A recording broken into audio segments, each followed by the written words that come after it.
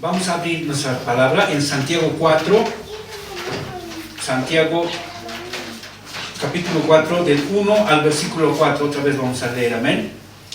Dice la palabra del Señor: ¿de dónde vienen las guerras y los pleitos entre vosotros? ¿No es de vuestras pasiones las cuales combaten en vuestros miembros? Codiciáis y no tenéis, matáis y ardéis de envidia y no podéis alcanzar, combatís y lucháis, pero no tenéis lo que deseáis porque no pedís. Pedís y no recibís porque pedís mal para gastar en vuestros deleites. Oh almas adúlteras, ¿no sabéis que la amistad del mundo es enemistad contra Dios? Cualquiera pues que quiera ser amigo del mundo se constituye enemigo de Dios. Amén. Los anteriores 2 domingos, hermanos, habíamos estado estudiando primero los problemas entre nosotros, entre las personas, ¿no? En el versículo 1 dice: ¿de dónde vienen las guerras y los pleitos? El siguiente domingo estábamos estudiando los problemas que tenemos nosotros mismos con nuestras mismas personas, ¿no? Nosotros mismos, cómo peleamos con nosotros mismos. Eso es el versículo 2 y el versículo 3. Ahora, hermanos, quiero estudiar con ustedes el versículo 4. Nos vamos a centrar en el versículo 4, donde dice: oh almas adúlteras, ¿no sabéis que la amistad del mundo es enemistad contra Dios? Cualquiera pues que quiera ser amigo del mundo se constituye enemigo de Dios. Amén. Los anteriores domingos, hermanos, han sido como una introducción. En realidad, este versículo es el centro de este texto. Amén. Santiago en esta carta o en este libro, hermanos, señala 3 características de los que están en conflicto con Dios. Son la enemistad con Dios. Los hombres estamos enemistados, nacemos enemistados con Dios, nacemos siendo enemigos de Dios. Eso lo establece la palabra del Señor. Somos enemigos de Dios. Amén. El punto 2 es que los hombres no prestan atención a las Escrituras. La palabra de Dios es el manual por el que nosotros nos tenemos que regir, el manual que dice que cómo nosotros somos y cómo tenemos que manejarnos. Pero a la gente no le interesa. Amén. No prestan atención a las Escrituras. Y el tercer punto es que nosotros somos orgullosos, autosuficientes. No creemos en Dios, no pensamos en Dios, no le damos en cuenta, porque para nosotros, nuestro Dios somos nosotros mismos. Y eso lo estábamos estudiando el anterior domingo. ¿Ve cómo nosotros nos endiosamos nosotros mismos? Incluso en las iglesias. Ahora, ¿qué cosa se dice? Usted es Jehová Junior, dice, ¿no? Usted es Dios. Así, por eso usted tiene que pisar al diablo, tiene que hacer esto, eso está ensalzando a la persona humana, ¿no? A nosotros mismos. Yo soy hijo de Dios, puedo hacer esto, puedo hacer lo otro. No es así. No es así. Amén. Eso el Satanás ha metido a las iglesias para que nosotros nos preocupemos más en nosotros, en crecer nosotros. Hacen marketing cristiano, ¿no? Es complicado. Amén. Empezaremos con la enemistad con Dios. Y los otros 2 puntos los vamos a estudiar la próxima todavía, porque es bien largo también. La enemistad con Dios, hermanos, hay en el versículo 4 que dice: oh almas adúlteras. Y está todavía en signos de admiración. Oh almas adúlteras, dice, está diciendo fuertemente, está diciendo, ustedes son adúlteros. Ahora definamos adulterio.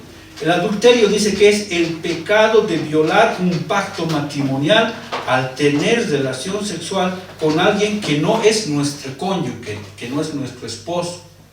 Ese es el adulterio. La fornicación es cuando se tiene las mismas relaciones, pero entre personas que no son casadas. Ninguno de los dos es casado. ¿Lo ve? Entonces, esa es la diferencia, adúltero. Ahora, en Mateo 12:39 dice: él respondió y les dijo: la generación mala y adúltera demanda señal, pero señal no les será dada sino la señal del profeta Jonás. En este contexto, hermanos, al decir almas adúlteras, se está refiriendo metafóricamente a una especie de infidelidad entre Dios y el hombre. ¿Ya? ¿Qué pasa cuando hay una pareja que está casada y resulta que uno de los cónyuges, sea varón o sea mujer, tiene otra pareja por afuera. ¿Qué está cometiendo? Adulterio. ¿Qué se llama ese adulterio? Infidelidad. ¿Y la infidelidad qué es? Es lo peor que se puede hacer dentro de un pacto matrimonial. Es lo peor. Yo creo que al final de cuentas para todos nos damos cuenta que una infidelidad dentro del matrimonio es ya el acabose, ¿no ve? Es ya algo tremendo. Al decir almas adúlteras, metafóricamente está diciendo que el hombre está siendo infiel a Dios. Ahora, en el Antiguo Testamento se decía que a Israel, a Judá les decían los adúlteros, o sea, el Señor les decía que ellos adulteran con otros dioses y con otras costumbres, con otros pueblos. ¿Por qué? Porque Dios había hecho un pacto con Israel, un pacto que se asemeja a un matrimonio. Ahora, los israelitas, los judíos, están como casados, tienen un pacto con Jesús, con Dios, con Jehová. A nosotros no nos tocaría eso, porque nosotros somos gentiles, como esta mañana hemos escuchado del hermano Roberto. Nosotros somos gentiles. Los judíos son todos la descendencia de Abraham, y nosotros no descendemos de Abraham, así que nosotros somos el resto del mundo. Nosotros somos gentiles. A nosotros no nos tendría que decir que nosotros somos adúlteros, ¿no ve? Sí podrías decir que somos fornicarios. No estamos casados, pero andamos con uno y con otro, ¿no? Ese sí.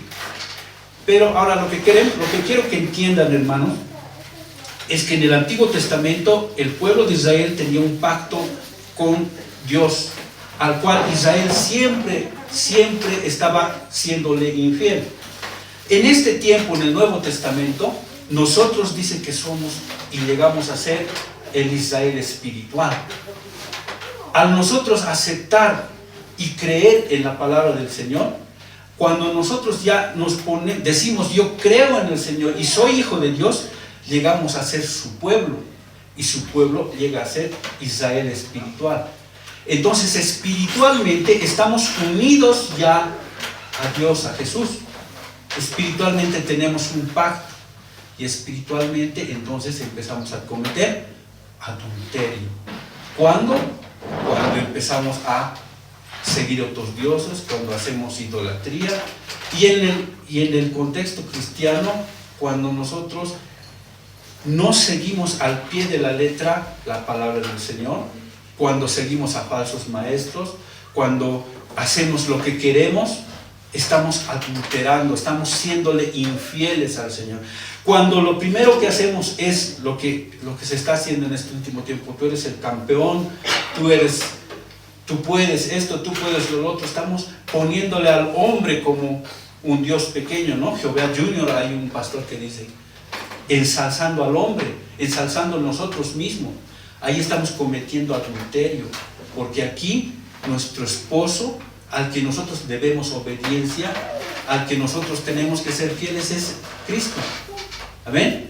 Entonces, en Mateo 3:38 dice, Mateo 8:38 dice, porque el que se avergonzare de mí y de mis palabras en esta generación adúltera y pecadora, el Hijo del Hombre se avergonzará también de él cuando venga en gloria de su Padre con los santos ángeles.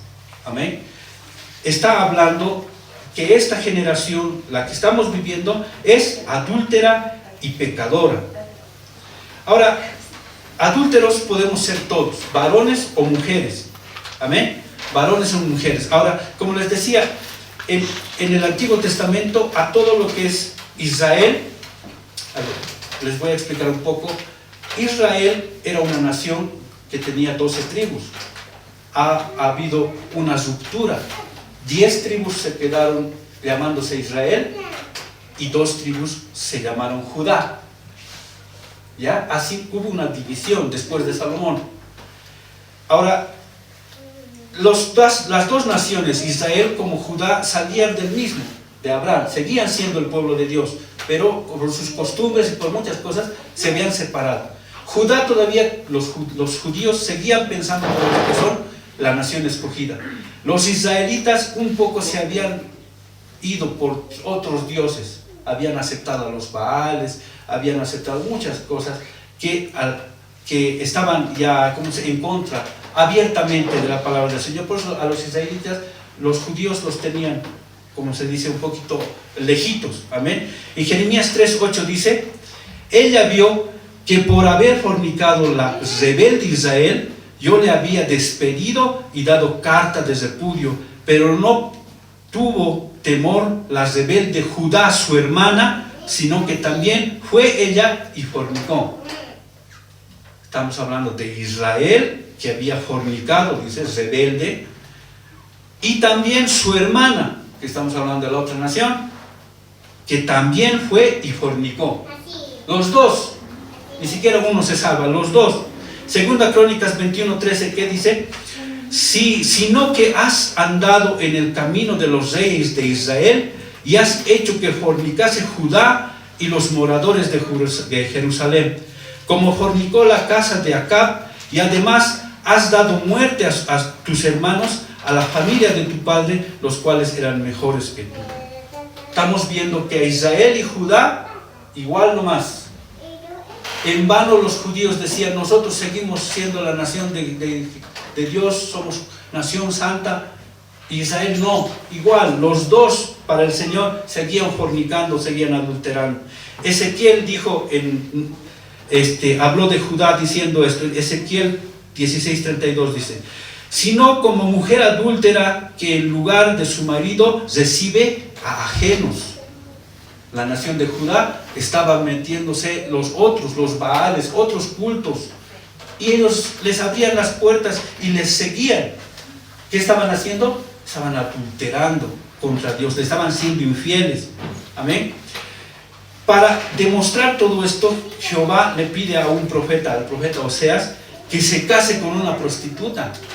Ve y cásate con una prostituta y ten hijos de fornicación, le dice. ¿Para qué? Para que veas, para que experimentes cómo Jehová se siente cuando su pueblo Israel, su esposa, fornica y tiene hijos de fornicación con otros dioses.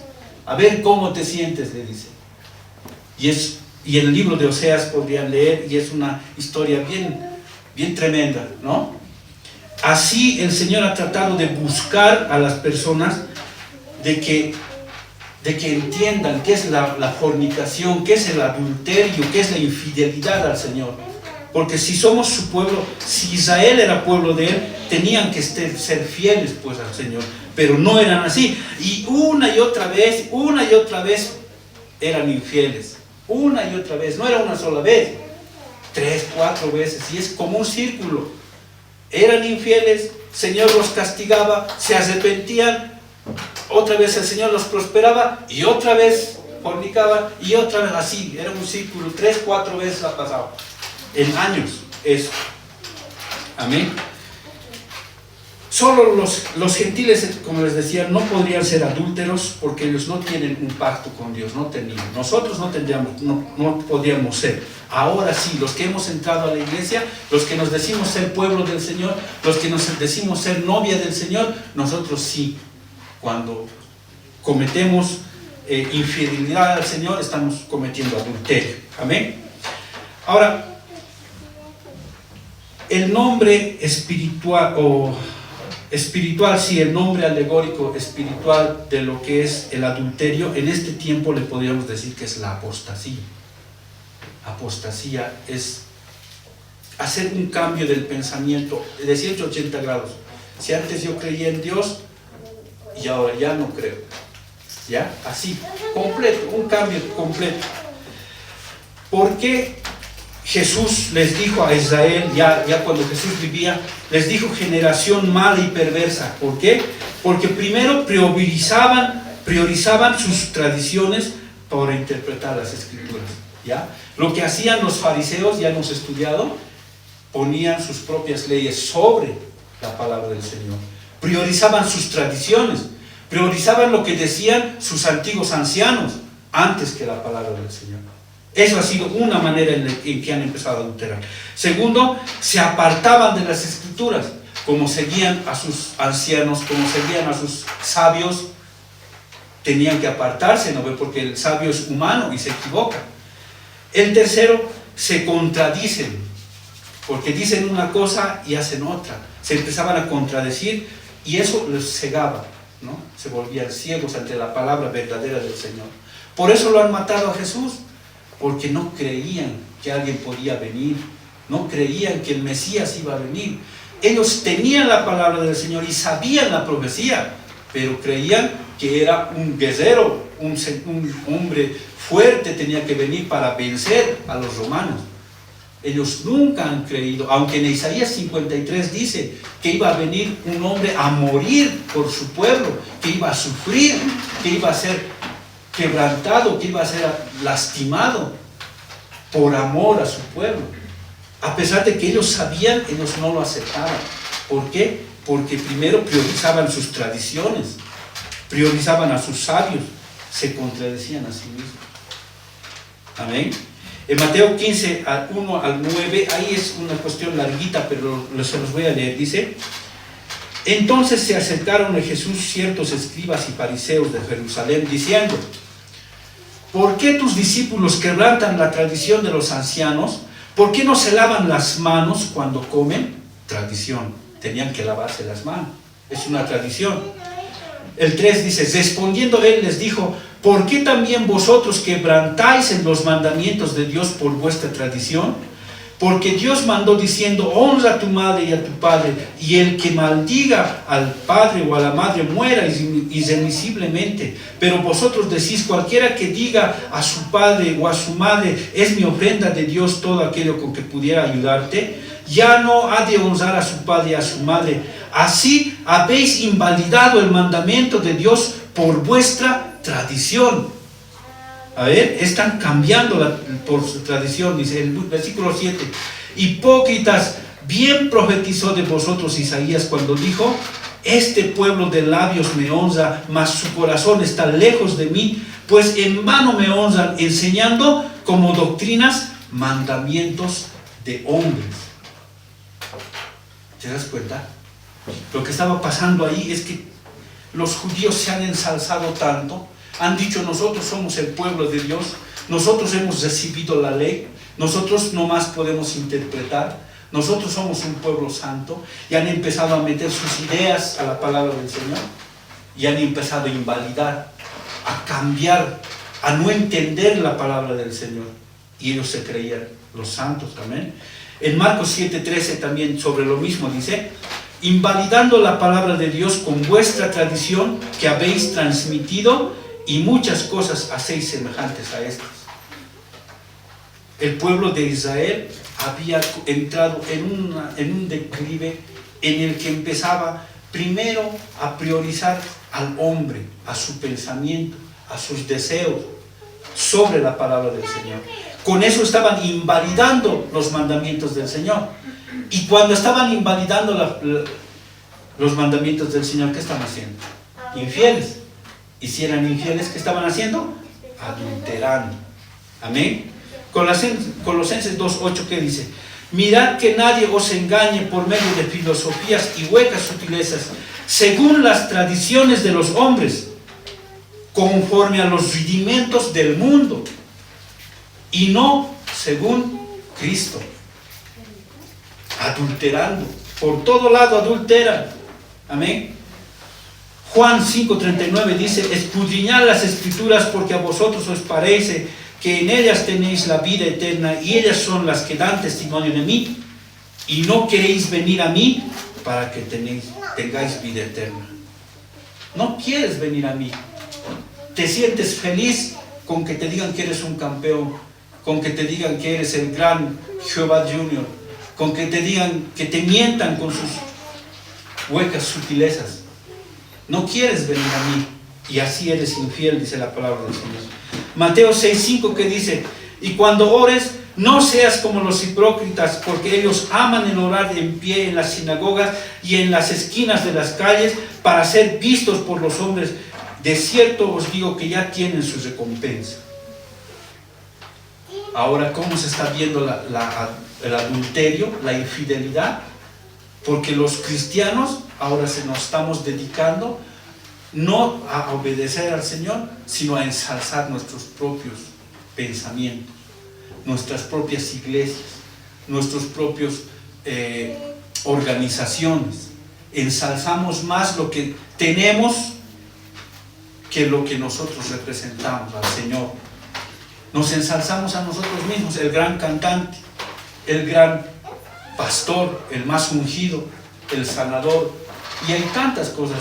Cuando yo varias veces he visto, cuando estamos cantando, estamos en la iglesia, y de pronto entra el pastor, entra como un séquito de personas, como 5 personas, entra y el pastor entra todo así mirando, y todos nos miramos atrás, ya está entrando el ungido, hemos llegado a ese punto. Hemos llegado al punto de que todos, ya ha entrado, ya está viniendo.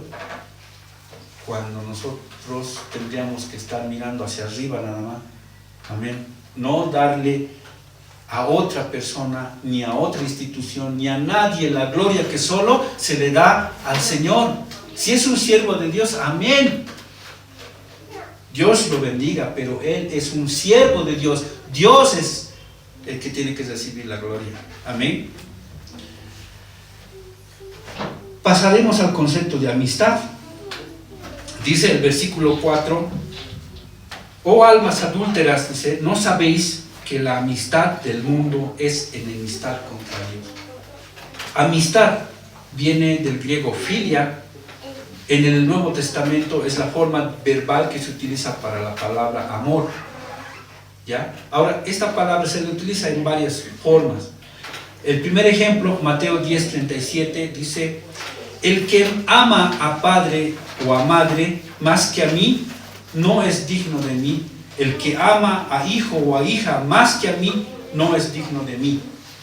Ahí que estamos hablando, esta palabra se está utilizando para el amor mío hacia mi padre, hacia mi madre, hacia mi hijo o hacia mi hija. ¿No ve? Ese amor que sentimos por nuestros seres queridos. Amén. En 1 Corintios 16:22 dice: el que no amare al Señor Jesucristo sea anatema. Ese amor que sentimos por alguien. Amén.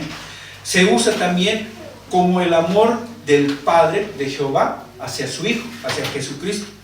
Juan 5:20 dice: porque el Padre ama al Hijo y le muestra todas las cosas que Él hace. Cuando la comunión entre el Padre y el Hijo. Amén. También se utiliza para demostrar o para hablar del amor del Hijo hacia el Padre. Juan 11:3 dice: enviaron pues las hermanas para decir a Jesús: Señor, he aquí el que amas está enfermo. Este es el amor entre los hermanos. Amén. Juan 16:27 dice: pues el Padre mismo os ama, porque vosotros me habéis amado y habéis creído que yo salí de Dios. En Apocalipsis 3:19 dice: yo os reprendo y castigo a todos los que amo. Está hablando de Jehová. Sé pues celoso y arrepiéntete. Yo reprendo y castigo a todos los que amo. Está tomando el rol de padre. Porque ¿qué padre no castiga a su hijo cuando hace algo mal? Cuando está fallando, ¿qué hace? Lo castiga, lo reprende. Ese amor dice que nos tiene el Señor. Yo reprendo y castigo a todos los que amo. Sé pues entonces prudente, dice, y celoso. Amén. Ahora hay otro término que se utiliza también para amor. Es ágape. ¿Ya? Ágape.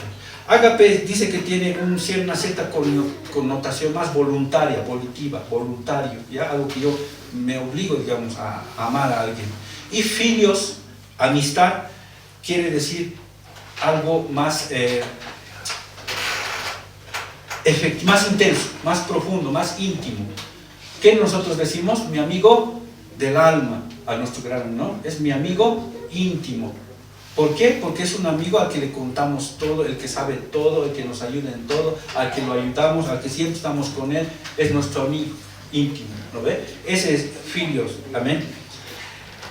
Un ejemplo, en Juan 15, 13, 19, Amén. Juan 15, 13 y 19 dice: nadie tiene mayor amor que este, que uno ponga su vida por sus amigos. Vosotros sois mis amigos si hacéis lo que yo os mando. Ya no os llamaré siervos, dice, porque el siervo no sabe lo que hace su Señor, pero os llamaré amigos, porque todas las cosas que oí de mi Padre os las he dado a conocer. No me elegisteis vosotros a mí, sino que yo os elegí a vosotros, y os he puesto para que vayáis y llevéis fruto, y vuestro fruto permanezca, para que todo lo que pidiereis al Padre, Él os dé en mi nombre. Amén. Dice aquí algo bien interesante. No hay mayor amor, dice, que este, que uno dé la vida por sus amigos. ¿Quién vino a dar la vida? Jesús vino a dar la vida por nosotros. Pero aquí hay algo bien importante: por sus amigos. ¿Quiénes son sus amigos? Vosotros sois mis amigos si hacéis lo que yo os mando. O sea, yo no puedo, un incrédulo de afuera no puede decir yo soy amigo de Dios, no. O sea, tú puedes ser su amigo, pero ¿Dios es tu amigo? Esa es la pregunta. ¿No ve? O sea, yo puedo decir soy amigo de Dios, pero lo importante es que el Señor diga que yo soy su amigo, amén. Dice, ya no les llamaré siervos, dice, porque el siervo no sabe lo que hace su Señor, pero os he llamado amigos, porque todas las cosas que oí de mi Padre os las he dado a conocer. ¿Qué es esto, hermano? Esta es la revelación del Señor. Él nos está dando a conocer todo lo que es Él, parte de lo que es Él. Nos está dando a conocer, nos los ha revelado. Amén. Dice, ya no les voy a llamar siervos. ¿Qué es siervo? Esclavo. Cuando tú tienes un empleado, tú no le dices tus planes de negocio. Tú no le dices hasta por cuánto compras la mercadería. Tú solamente le dices lo vendes y vale tanto. Él no tiene por qué saber cuáles son tus costos, no tiene por qué saber cuáles son tus objetivos, qué vas a hacer con esa plata. No tiene que saber. Y tú no tienes por qué decirle, porque simplemente es tu empleado, es tu siervo, es tu esclavo. Podríamos decirlo así, ¿no? Entre comillas. Pero cuando es tu amigo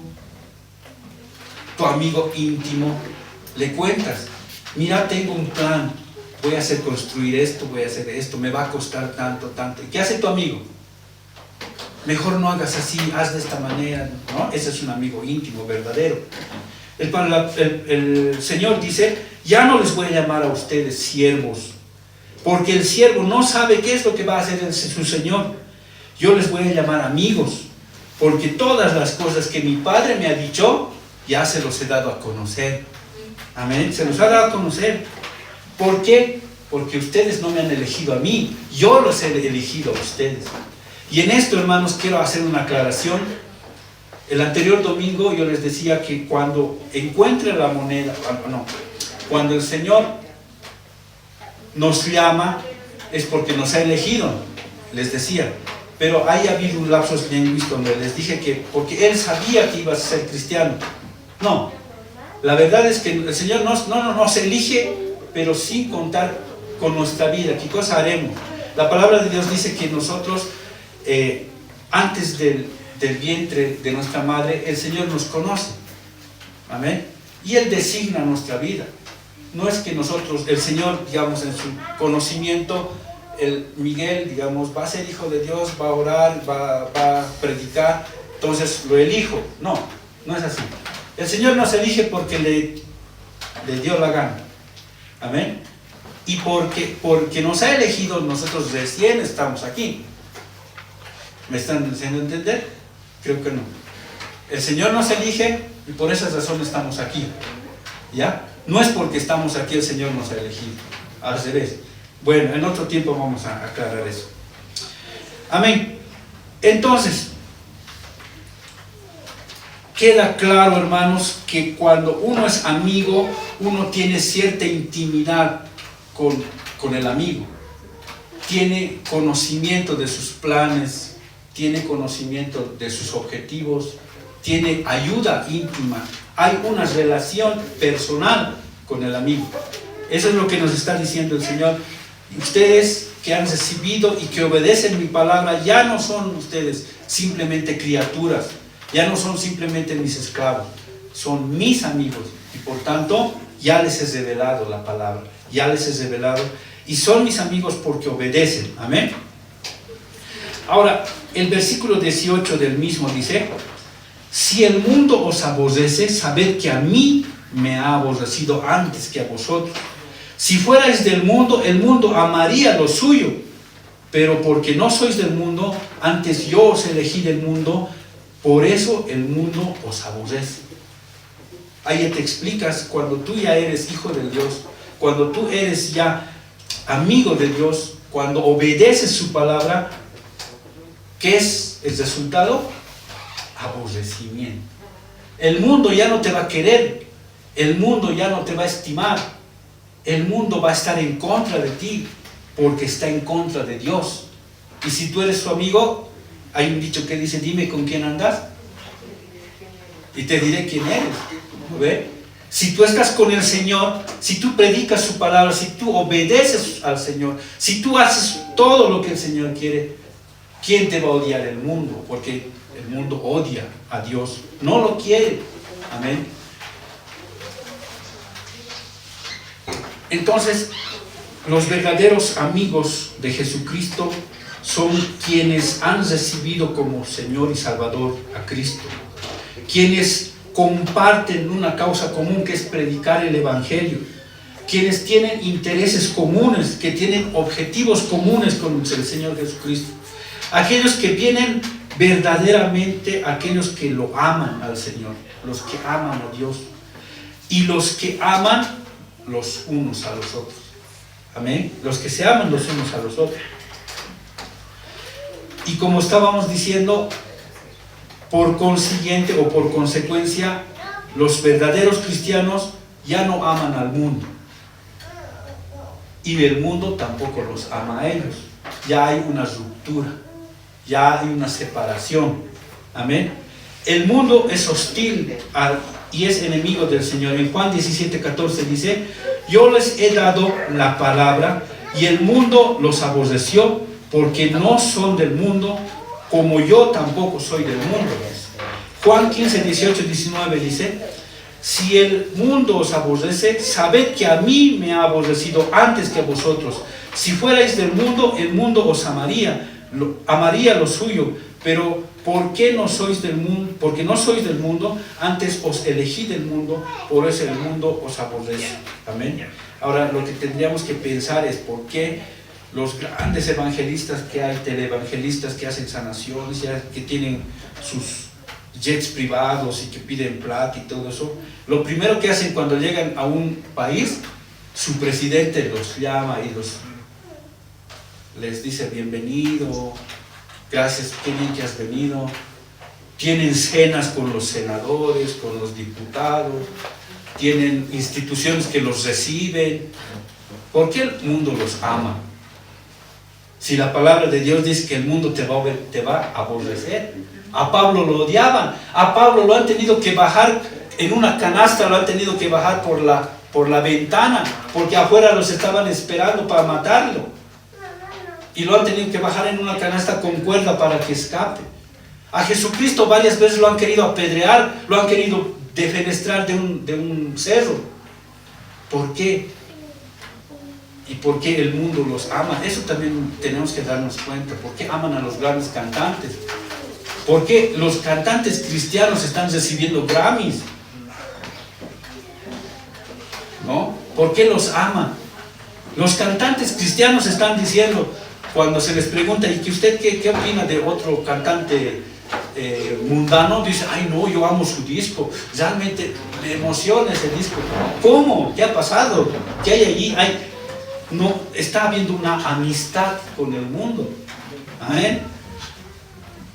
En el versículo 4 dice: la amistad del mundo es enemistad contra Dios. Y Jesús ordena tácitamente, dice en Primera de Juan 2:15-17, dice: no améis al mundo ni las cosas que están en el mundo. Si alguno ama al mundo, el amor del Padre no está en él, dice. Porque todo aquel que ama al mundo, los deseos de la carne, los deseos de los ojos y la vanagloria de la vida, no proviene del Padre, sino del mundo.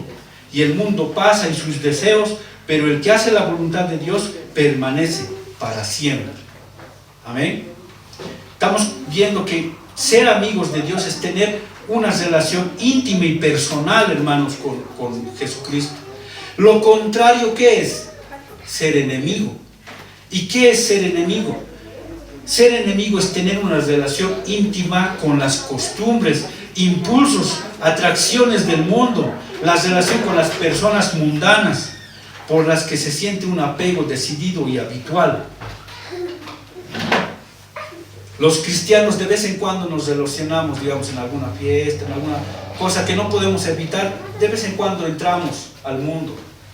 Pero estar en relación íntima con el mundo significa estar habitualmente, ya deliberadamente, placenteramente relacionados con el mundo. Nos sentimos bien, se sienten contentos, se sienten felices, se sienten en su mundo cuando están. ¿Qué pasa cuando ya eres cristiano? Prácticamente parece que ya no vives en este mundo, ya no entras, ya no encajas. Con tu misma familia a veces ya no encajas. Amén. La definición de mundo. Mundo viene del griego cosmos.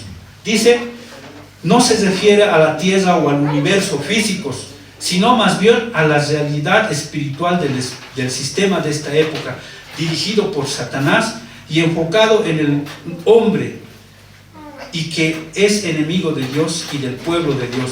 Se refiere al egoísta e impío sistema del mundo y costumbres de la humanidad caída. La meta del mundo es su propia gloria, su propia realización, sus propios vicios, su autosatisfacción y todas las demás formas de vicios de sí mismo, todas las cuales equivalen a ser enemigos de Dios. ¿Amén?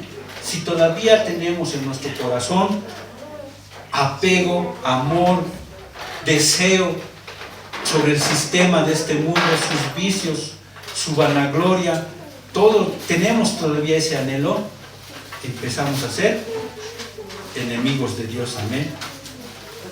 Ahora, la otra palabrita que también vamos a estudiar es constituye. Amén, que dice, cualquiera pues que quiera ser amigo del mundo, se constituye enemigo de Dios. Constituye quiere decir se designa, se decide. Amén. La palabra de Dios quiere decir también que alguien tiene un anhelo, un deseo, pero en este contexto quiere decir más que todo una decisión. Estoy queriendo, decido una cosa en vez de la otra. Y aquí hay que poner las cosas claras. No existen medias tintas en la iglesia. Para el Señor no hay grises, si es blanco o si es negro, es frío o es caliente, estás con Dios o estás con el mundo, eres amigo de Dios o eres enemigo de Dios. Aquí no hay un punto medio. Yo tengo un amigo que por la voluntad del Señor se ha ido a pasear por el mundo. Ya se ha ido a pasear por el mundo y ha conocido muchas culturas, muchas religiones. Cuando se ha ido a la India, había conocido a los monjes tibetanos, creo, y viene aquí y me dice, mira, yo ya tengo una paz con el mundo, te respeto porque eres cristiano, te respeto porque si eres católico también los respeto, yo también, así, ¿no? La palabra de Dios es tácita y excluyente. No hay otro Dios más que yo, dice, más que Jehová. No existe la amistad con otras religiones. No existe el que yo te respeto y puedes hacer lo que tú quieras. Soy amistoso contigo y con el tibetano y también con el budista. No existe. Cuando tú dices soy hijos de Dios, reconoces al único y verdadero Dios que es Jesucristo, que es Jehová. Y los demás no existen. Y si alguien está queriendo hacer existir a los demás, está adulterando, está siendo enemigo de Dios. Así de simple. No existen medias tintas. Amén. Dice, el que quiera, el que desee, el que decida ser enemigo de Dios se constituye. O sea, el que quiera ser amigo del mundo se constituye enemigo de Dios. Se declara enemigo de Dios. No le queda de otra, es enemigo de Dios. Amén. Eso que quede claro entre nosotros, hermanos. Cualquiera que todavía quiera ser amigo del mundo es enemigo del Señor. Así de simple. Amén. Sigamos adelante, hermanos. Para terminar, ya Romanos 8, 6, 9 dice: porque el ocuparse de la carne es muerte, pero el ocuparse del Espíritu es vida y paz. Por cuanto los designios de la carne son enemistad contra Dios, porque no se sujetan a la ley de Dios, ni tampoco pueden, dice. Y los que viven según la carne no pueden agradar a Dios. Mas vosotros no vivís según la carne, sino según el Espíritu, si es que el Espíritu de Dios mora en vosotros, y si alguno no tiene el Espíritu de Dios, no es de él. Así clarito, así claro y contundente. Si alguno no tiene el Espíritu de Cristo, no es de él.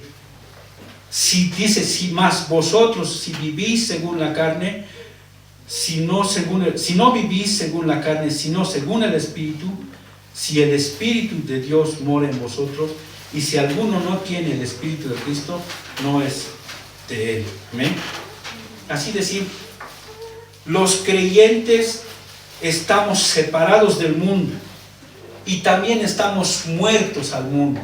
Tenemos que morir, dice, al mundo. A ver, Gálatas 6:14 dice: pero lejos esté de mí gloriarme, sino en la cruz de nuestro Señor Jesucristo, por quien el mundo me ha crucificado a mí y yo he crucificado al mundo.